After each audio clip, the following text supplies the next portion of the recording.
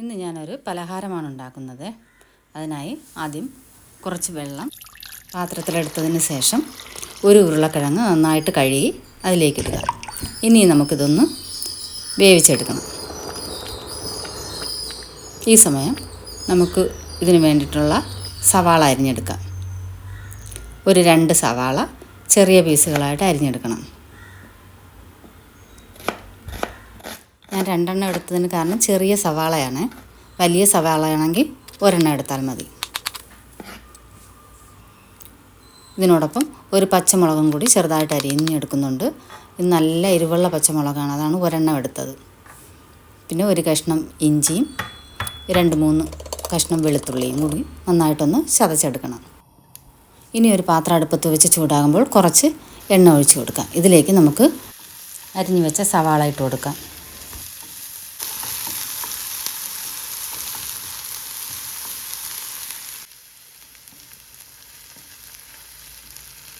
ഇതിലേക്ക് അരിഞ്ഞു വെച്ച പച്ചമുളകും കൂടി ചേർത്ത് കൊടുക്കണം.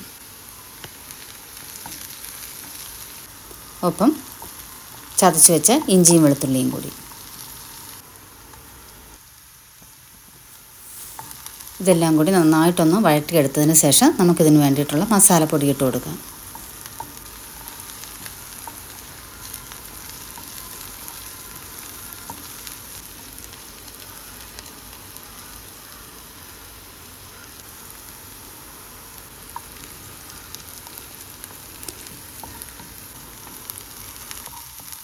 കാൽ ടീസ്പൂൺ മഞ്ഞൾപ്പൊടി, 1/2 ടീസ്പൂൺ മുളക് പൊടി,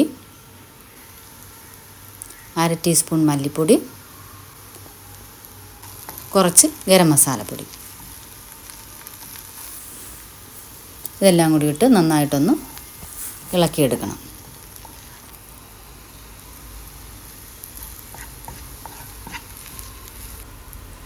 അതൊന്ന് ചൂടായതിന് ശേഷം ഇതിലേക്ക് നമുക്ക് 2 മുട്ട ഒഴിച്ച് കൊടുക്കാം.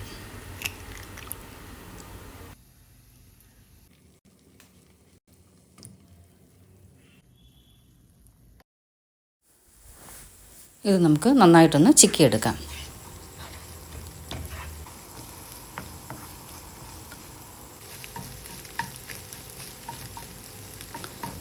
ഇനി നമുക്കൊരു പാത്രത്തിൽ 1 കപ്പ് ഗോതമ്പ് മാവിടാം.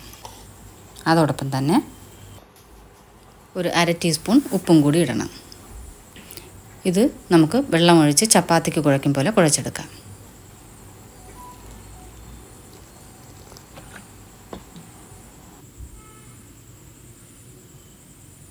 അതിനുശേഷം ചെറിയ വട്ടത്തിലൊന്ന് പരത്തിയെടുക്കാം.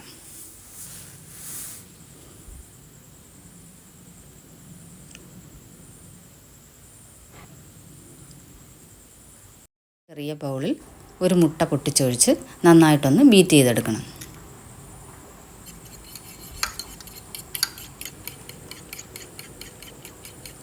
ഇപ്പോഴേക്കും നമ്മുടെ ഉരുളക്കിഴങ്ങ് വെന്തിട്ടുണ്ട്. ഇത് നമുക്ക് വേറൊരു പാത്രത്തിലോട്ട് മാറ്റി അതിൻ്റെ തൊലിയൊക്കെ കളഞ്ഞ് വൃത്തിയാക്കിയെടുക്കാം. ഇനി നമുക്കൊരു ചെറിയ ജാറിൽ 2 പീസ് ബ്രെഡ് ഇട്ട് കൊടുത്ത് നന്നായിട്ടൊന്ന് പൊടിച്ചെടുക്കണം.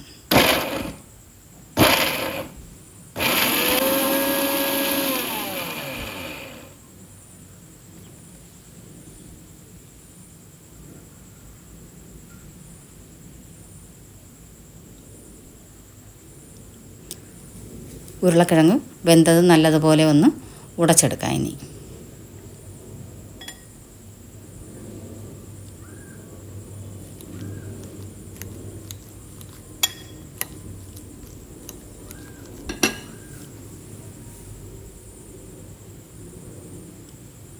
ഈ ഉടച്ച ഉരുളക്കിഴങ്ങ് നമുക്ക് ചിക്കി വെച്ചിരിക്കുന്ന മുട്ടയിൽ കൂടി ഇട്ട് കൊടുക്കാം. ആവശ്യത്തിന് ഉപ്പും എരിവിന് വേണ്ടിയിട്ട് കുരുമുളക് പൊടിയും ചേർത്ത് കൊടുക്കാം. ഇതെല്ലാം കൂടി നന്നായിട്ടൊന്ന് ഇളക്കിയതിന് ശേഷം ഓരോ ഉരുളകളാക്കി മാറ്റി വയ്ക്കാം.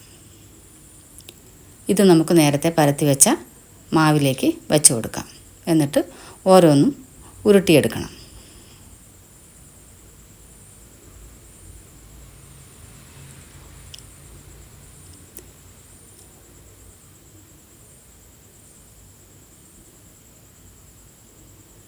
ഇനി നമുക്കിത് ആദ്യം മുട്ടയിൽ മുക്കിയതിന് ശേഷം ബ്രെഡ് പൊടിയിൽ മുക്കി ചൂടായ എണ്ണയിലിട്ട് പൊരിച്ചെടുക്കാം.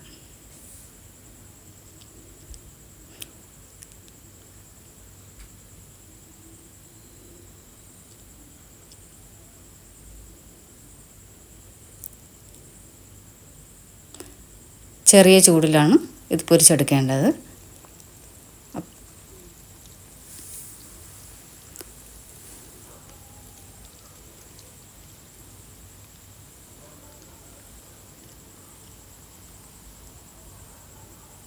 ഒരു ഗോൾഡൻ ബ്രൗൺ നിറമാകുന്നത് വരെ പൊരിച്ചെടുക്കണം. ഇളക്കിയിട്ട് നല്ലതുപോലെ പൊരിച്ചെടുത്തതിന് ശേഷം നമുക്കിത് എണ്ണയിൽ നിന്നും കോരിയെടുക്കാം.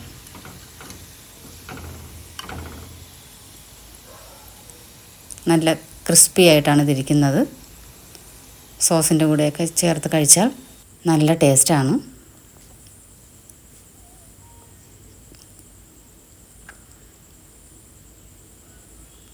നിങ്ങളെല്ലാവരും ഒന്ന് ഉണ്ടാക്കി നോക്കണം. ഇഷ്ടപ്പെടുകയാണെങ്കിൽ ലൈക്കും കമൻറ്റും ഷെയറും ചെയ്യണേ. ഒപ്പം എൻ്റെ ചാനൽ ആദ്യമായിട്ടാണ് കാണുന്നതെങ്കിൽ സബ്സ്ക്രൈബ് കൂടി ചെയ്യണേ.